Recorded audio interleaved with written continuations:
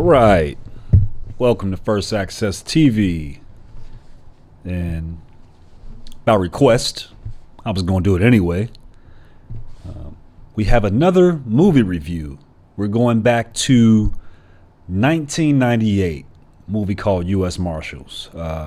Some of you may know U.S. Marshals is actually in the same, I wouldn't call it a sequel because the title's different, but it's in the same same atmosphere and same space as the 1992 movie The Fugitive with Harrison Ford and Tommy Lee Jones. They called this one U.S. Marshals to focus on the inner workings of the U.S. Marshal Service, right? So this one's also led by Tommy Lee Jones. Some of the same actors from The Fugitive. They're both. Fugitive was shot. Most of that was all shot in Chicago. U.S. Marshals was shot in Chicago with some parts in New York too. But a lot of Chicago actors, a lot of known Chicago actors, and a lot of local Chicago actors in both of those movies. But we're going to focus on U.S. Marshals. That was actually, I loved The Fugitive, but I was like a small kid when they came out. I had to go back and rewatch it. U.S. Marshals was kind of like the first year of my high school years. So I was well more polished. And I mean, those movies like that, they don't make anymore, man. The production is just the musical score, just the drama behind it. It's just a masterpiece. It actually, U.S. Marshals grossed $102 million to date, but it came in second that week, right behind Titanic. So if it wasn't for Titanic, that might have shot through the roof because it was a pretty decent movie.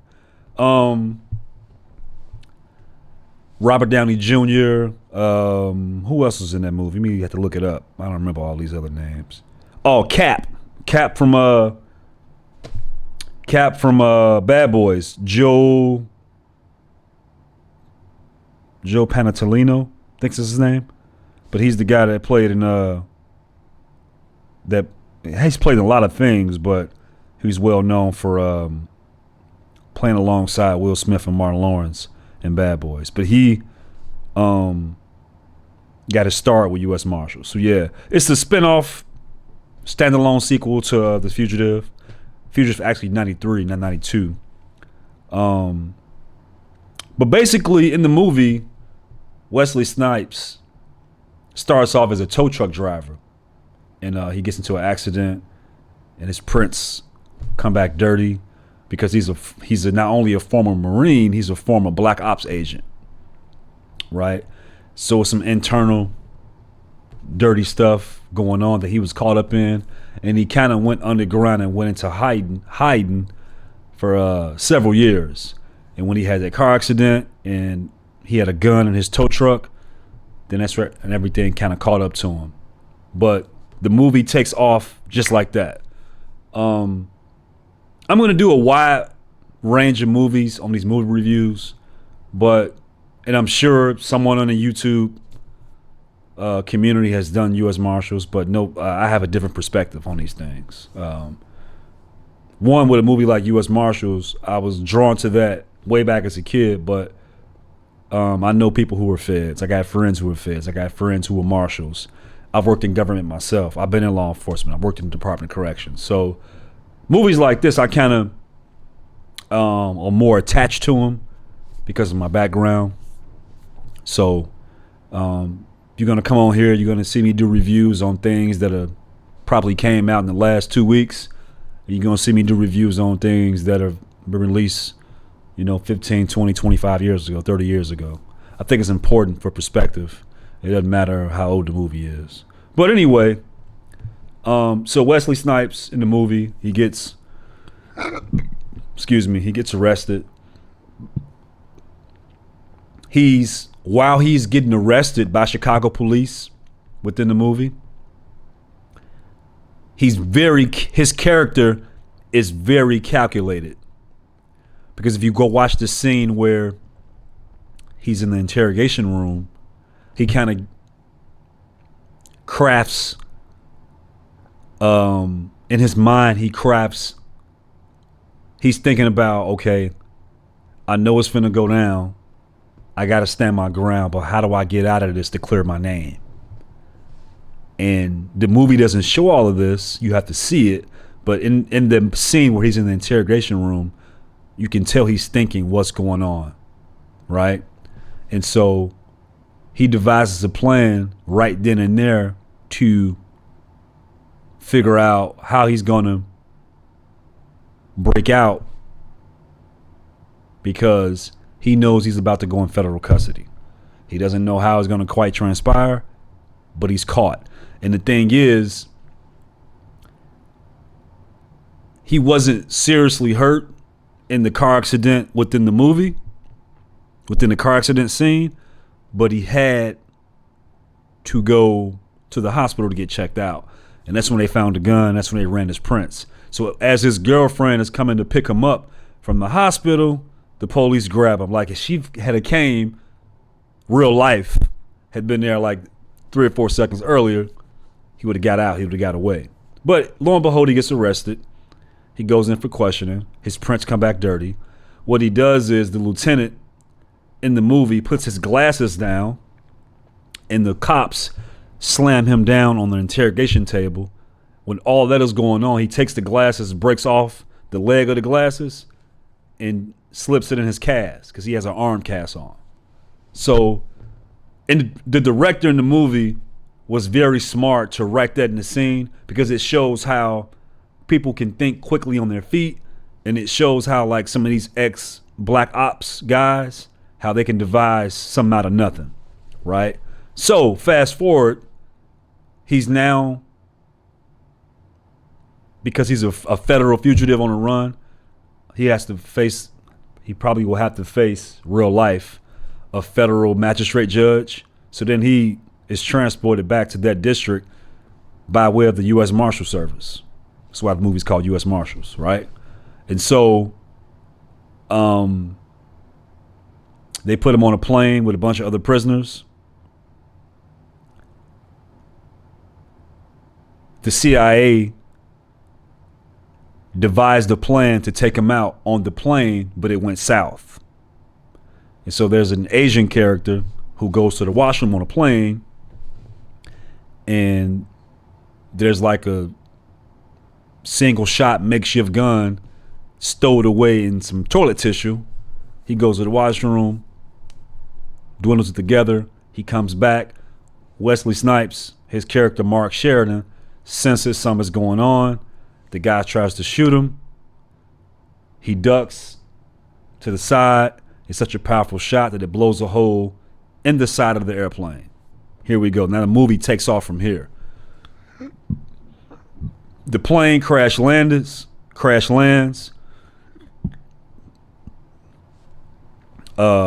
They're trying to get an emergency evacuation going. They pretty much got off probably 99% of the inmates on the plane. Towards the end of the evacuation, he's helping U.S. Marshal, which is Tommy Lee Jones, the lead marshal.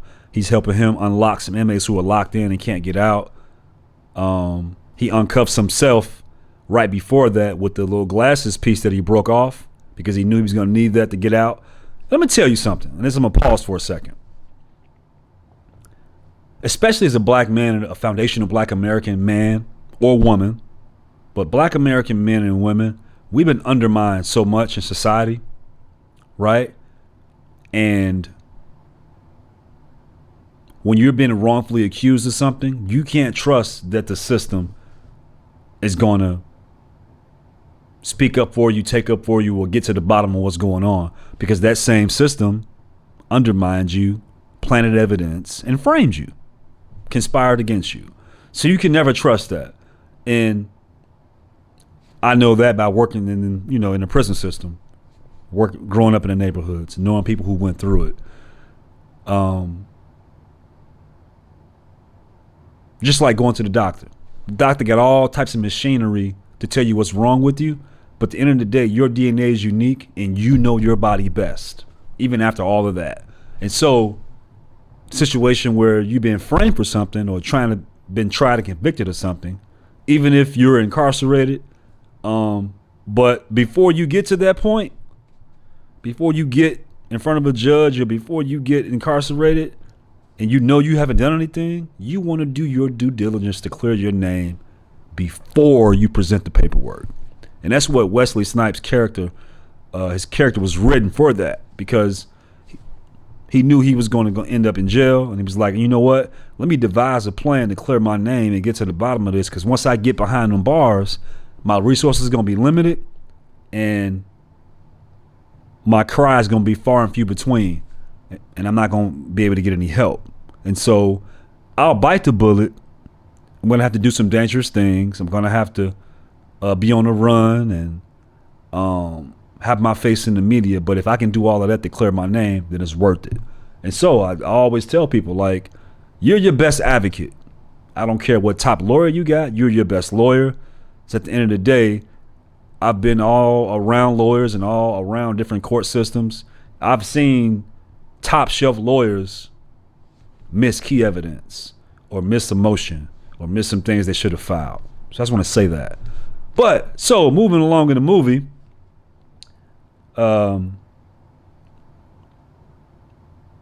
Wesley, Mark Sheridan in the movie, he escapes the plane, and now he's a fugitive. So the next day when the smoke clears, they're trying to account for bodies. They're trying to account for people. And now they notice he's missing among a few dead.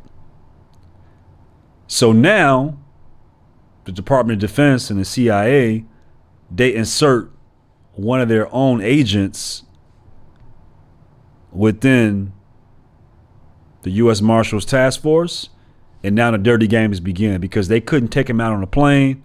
Word got back that he's still alive, that he's a fugitive, and so they now they want to get him, right? So you guys should go watch this movie. I'm not going to sit here and do no 35, 45 minute review. The movie's only an hour and a half long anyway, but I just want to point some key points out and just give you kind of a synopsis of what goes on in that movie. Like I said, it's a pretty old movie, but sometimes when you go back and watch things, you learn new things. And for those of you who haven't watched it, you can go back and check it out. So there's one part of the movie which is my favorite scene. And what I derived from this was, sometimes you have to go take a huge jump, a huge leap of faith, even when people think you're guilty of something, or even when people think you're wrong or something. You have to jump out there to save yourself.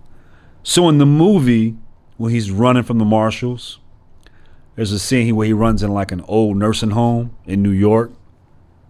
The dirty CIA agent is chasing him along with the other U.S. Marshals. He runs into a residence room. The guy's on a breathing machine. He's in there hiding. Mark Sheridan, Wesley Snipes, and the dirty CIA agent, Robert Downey Jr., they get into it. One of the young rookie U.S. Marshals bursts through the door to assist, and the dirty CIA agent shoots and kills him. And then Mark Sheridan, Wesley Snipes, bolts out the window. During this time, Tommy Lee Jones, the lead marshal, runs through the door. The CIA agent tells him Mark Sheridan, Wesley Snipes, shot the rookie U.S. Marshal. And so even in the movie, what the director and the producer, they wrote that in because the CIA is trying to take down Mark Sheridan. They already tried to kill him on a plane. They couldn't do it. Now you're a fugitive. So you know what? Let's add some more stuff on. We framed you for 2 murders you didn't do. We tried to kill you on a plane. You're a fugitive. Now you're on the lam for killing a federal agent. So they've just stacked the deck against him in the midst of him trying to clear his name. So Tommy Lee Jones, the lead marshal, takes chase to Mark Sheridan as this is going on. They climb on top of a roof. They hop a roof. And now he gets to a point where he's out of running space. And the lead marshal, Tommy Lee Jones, has Mark Sheridan, Wesley Snipes at gunpoint. Prior to Tommy Lee Jones arriving on the scene, he's devised and MacGyvered some type of steel rope around his body. So as Tommy Lee Jones tells him to surrender and put his hands up, there's no more way to run. He's like, I can't stop running. I can't be caught. He leaps off the roof, because I think they're in New York. He leaps off the roof and jumps probably 10 to 12 stories down. He has a rope that he's tied around his arms that's attached to a pulley on top of a building. And when he reaches the end of the rope, it stops. He swings forward and it boats him on the top of the train that's already now moving. And that's how he escapes that capture. And now at that point, you're probably 35 to 50 minutes into the movie. So he evades capture long enough to continue to clear his name. So I'm gonna leave it at that there, guys. U.S. Marshals is one of my go-to movies. Whenever I have people over, which is not much, or if I have a date over, that's one of the movies I keep in rotation, because you'd be surprised, a lot of people haven't seen it, right? I have younger sisters who were born in 98, 2000, around that time period. So it's a lot of stuff they haven't seen from that time period. Just like a lot of stuff that we haven't seen from the 70s and 60s and stuff like that, us 80 babies. So yeah, go check out U.S. Marshals. Make sure you like and subscribe my movie reviews. I got a lot of things here at First Access TV. And thanks for tuning in.